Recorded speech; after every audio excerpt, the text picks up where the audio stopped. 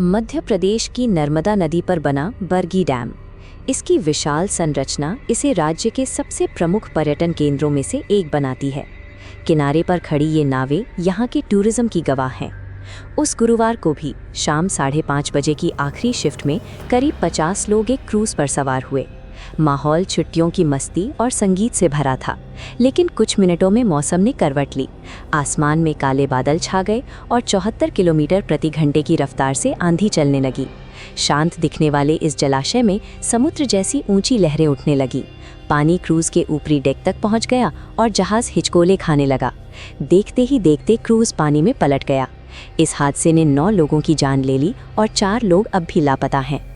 प्रत्यक्षदर्शियों के बयानों और मौके से मिली जानकारी ने इस घटना को लेकर गंभीर सवाल खड़े कर दिए हैं। क्या सुरक्षा प्रोटोकॉल में हुई चूक ने एक प्राकृतिक आपदा को जानलेवा त्रासदी में बदल दिया? जहाज पलटते ही चारों तरफ चीख पुकार मच गई। 11 साल की तनिष्का बताती हैं कि उनके परिवार ने एक दूसरे का हाथ पकड़ा हुआ था, लेकिन पानी के तेज वेग ने उन्हें अलग कर दिया। किनारे पर खड़े परिजन अपने परिवार को लहरों के बीच डूबते देखने को मजबूर थे। कामराज के बुजुर्ग माता पिता असहाय होकर अपनी आंखों के सामने अपनों को खोते देखते रहे। जब क्रूज में पानी भरना शुरू हुआ, तब अफरा तफरी के बीच ऊपर बैठे यात्रियों को नीचे लाने की कोशिश की जा रही थी। जीवित बचे लोगों का आरोप है कि क्रूज पर मौजूद 3 से 4 कर्मचारी मदद करने के बजाय खुद को बचाने में जुट गए और यात्रियों को उनके हाल पर छोड़ दिया। संकट की स्थिति में क्रू का इस तरह पीछे हट जाना ये संकेत देता है कि वहाँ किसी भी तरह का इमरजेंसी रिस्पांस प्लान लागू नहीं था। जैसे जैसे जहाज़ डूबने लगा, यात्रियों ने लाइफ जैकेट की तलाश शुरू की, लेकिन वो उन्हें नहीं मिली। जांच में ये तथ्य सामने आया कि लाइफ जैकेट्स एक केबिन के अंदर रखी थीं और वे सख्त प्लास्टिक कवर में सील पैक थीं। उस पैनिक और डूबते जहाज़ के बीच यात्रियों के लिए उन पैकेटों को खोल पाना नामुमकिन था। स्टाफ की गैर मौजूदगी में कुछ यात्रियों ने खुद केबिन तक पहुंचकर जैकेट्स निकालने की कोशिश की ताकि अपनों को बचा सकें। 13 साल की सिया ने बताया कि उनकी मां मलिना ने अपने 4 साल के बेटे त्रिशान को डूबने से बचाने के लिए एक ही लाइफ जैकेट में खुद के साथ बांध लिया था। अगली सुबह जब बचाव दल ने उनके शव बरामद किए तो माँ और बेटा उसी जैकेट में एक दूसरे से लिपटे हुए मिले।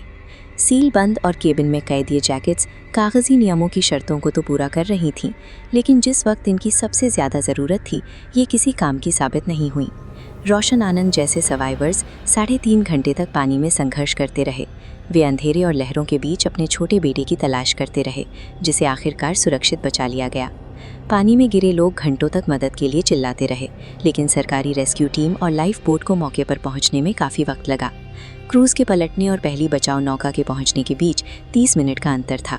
जीवित बचे लोगों का मानना है कि ये देरी कई मौतों का कारण बनी। ये घटना दर्शाती है कि रेस्क्यू सिस्टम का रिस्पांस टाइम ही अक्सर ये तय करता है कि कोई हादसा केवल एक दुर्घटना बनकर रह जाएगा या एक त्रासदी। सिया और कामराज जैसे परिवारों के लिए ये घाव कभी नहीं भरेगा। किसी ने अपनी माँ और भाई को खो दिया, तो कोई अब भी अपनों की तलाश में डैम के किनारे खड़ा है।